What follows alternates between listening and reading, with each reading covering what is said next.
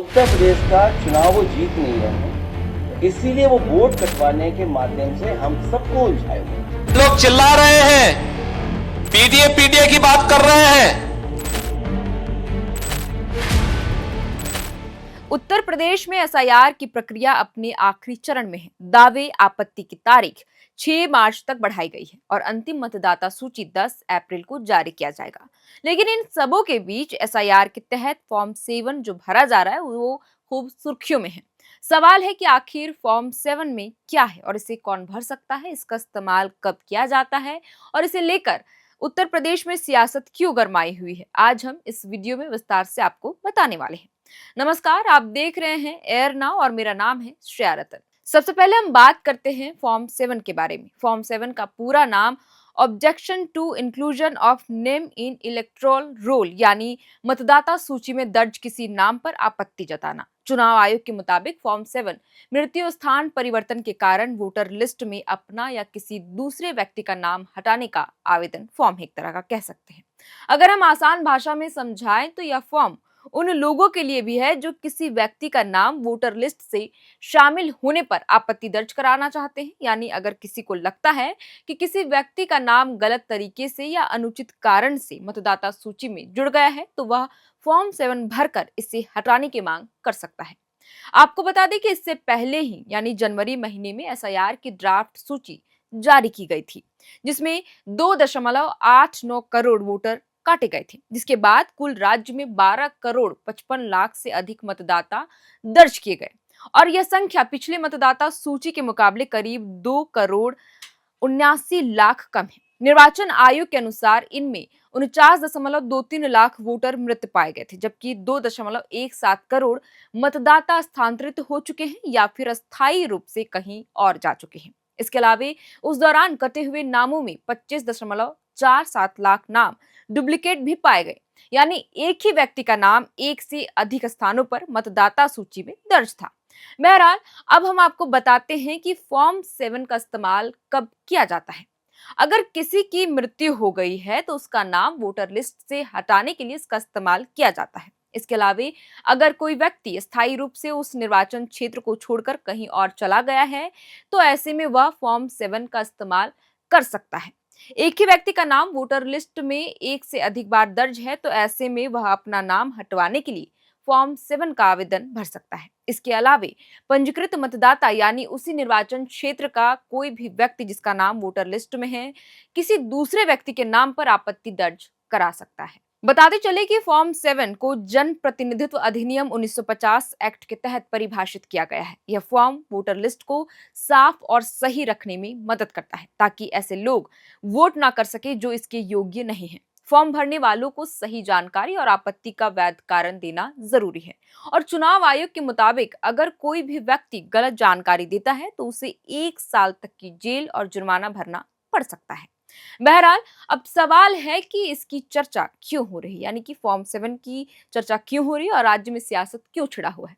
दरअसल फॉर्म 7 को भरने को लेकर यूपी में विवाद बढ़ गया है और यूपी के पूर्व सीएम यानी अखिलेश यादव का कहना है कि फॉर्म 7 के जरिए योजनाबद्ध तरीके से पीडीए और मुसलमानों के वोट कटवाए जा रहे हैं। अखिलेश यादव ने यह भी आरोप लगाया है कि बड़ी संख्या में फॉर्म 7 ऐसे लोगों से भरवाए जा रहे हैं जो या तो पढ़े लिखे नहीं हैं और एक ही व्यक्ति के नाम से कई कई फॉर्म भी जमा करवाए जा रहे हैं और जिन मतदाताओं के नाम सूची में है उनके नाम भी कटवाने की साजिश एक तरह से की जा रही है। समाजवादी पार्टी के पास अलग अलग विधानसभा क्षेत्रों से जुड़े ऐसे दस्तावेज मौजूद है, ऐसा अखिलेश यादव का कहना है, जिनमें यह साफ होता है कि फॉर्म 7 के माध्यम से वोटरों के नाम हटाए जा रहे हैं, जिनमें अधिकांश पीडीए यानी पिछड़ा दलित अल्पसंख्यक वर्ग के हैं।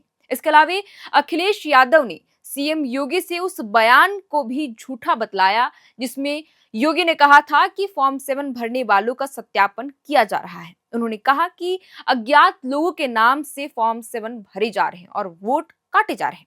समाजवादी पार्टी की मांग है कि जो भी व्यक्ति फॉर्म 7 भरे उसका नाम, पता, मोबाइल नंबर और अन्य विवरण का अनिवार्य सत्यापन हो। वहीं अखिलेश यादव के फॉर्म 7 के दुरुपयोग वाले दावों के बीच सीएम योगी का भी प्रतिक्रिया आया है। कांग्रेस का जिक्र करते हुए सीएम योगी ने पूछा कि आखिर इसमें इतनी चिलचिलाहट क्यों मच रही है। उन्होंने कहा कि सपा को कांग्रेस से सबक लेना चाहिए। आज विधान परिषद में कांग्रेस का एक भी सदस्य नहीं है। अगर यही स्थिति रही तो सपा भी यहां शून्य हो जाएगी। सीएम योगी आदित्यनाथ ने यह भी कहा कि विपक्षी दल हमारे संवैधानिक मूल्यों पर प्रहार करने से चूक नहीं रहे हैं। वर्तमान में प्रदेश में भारत निर्वाचन आयोग द्वारा मतदाता सूची का पुनर्निरीक्षण चल रहा है, यानी एसआईआर। इसमें राज्य सरकार की कोई भूमिका नहीं होती है। आयोग जो गाइडलाइन जारी करता है उसके अनुसार तंत्र उसका पालन करता है, लेकिन सरकार उसका हिस्सा नहीं होती। मुख्यमंत्री योगी आदित्यनाथ ने आगे यह भी कहा कि एसआईआर की प्रक्रिया में 2 करोड़ लोग, 88 लाख से अधिक लोग या तो अनुपस्थिति पाए गए हैं या मृत पाए गए या फिर कहीं और शिफ्ट हो गए। हमें आश्चर्य होता है कि सपा इनको अपना वोट बैंक बनाकर फर्जी वोटिंग कराती है, इसीलिए चिल्ला रही है कि फॉर्म 7 के नाम पर फर्जी नाम काटे जा रहे हैं। सीएम ने आगे यह भी कहा कि भारत निर्वाचन आयोग ने एक व्यवस्था बनाई है। 3 प्रकार के फॉर्म दिए गए हैं, जिसमें फॉर्म 6, 7 और 8। फॉर्म 6 में आपको मतदाता होने का प्रमाण या नाम जुड़वाने के लिए देना होता है। फॉर्म 7 में अगर किसी का नाम कटवाना है तो उसका इस्तेमाल होता है। अगर कोई व्यक्ति भौतिक रूप से उपस्थित हो जाता है तो वह फॉर्म स्वतः निरस्त हो जाता है। मैं नहीं समझता कि आखिर इस पर इतनी चिलचिलाहट क्यों हो रही है, आरोप प्रत्यारोप क्यों लग रहे हैं। यह नहीं हो सकता है कि हम अपने अनुरूप संवैधानिक संस्थाओं की परिभाषा गढ़ें। आपको बता दें कि जब से फॉर्म 7 के बारे में विवाद चल रहा था, उसी दौरान यूपी मुख्य चुनाव आयुक्त नवदीप रेणावा ने जानकारी देते हुए बताया था कि फॉर्म 7 नाम काटने के लिए भरा जाता है। रजिस्टर मतदाता ही फॉर्म 7 भर सकते हैं। फॉर्म 7 में पूरी जानकारी के साथ नाम कटवाने के कारण बताने होते हैं। इसके अलावा एक साथ कई फॉर्म 7 स्वीकार नहीं किए जाएंगे, क्योंकि एक दिन में ज्यादा से ज्यादा 10 फॉर्म 7 ही भरे जा सकते हैं। बहरहाल, तो कुल मिलाकर हमने आपको विस्तार में बताने की कोशिश की कि फॉर्म 7 क्या है, कब इसका इस्तेमाल किया जाता है और क्यों यूपी में इसे लेकर सियासत मचा हुआ है। अब देखना होगा कि फॉर्म 7 के भरने के बाद उत्तर प्रदेश में कितने वोटरों के नाम हटते हैं। फिलहाल के लिए इस वीडियो में इतना ही। आप देख रहे थे एयर नाउ, मेरा नाम है शरतन। एसआईआर प्रक्रिया से जुड़ा जो भी नया अपडेट आएगा यूपी से जुड़ा हुआ, हम आपके साथ जानकारी जरूर साझा करेंगे। बहुत बहुत शुक्रिया।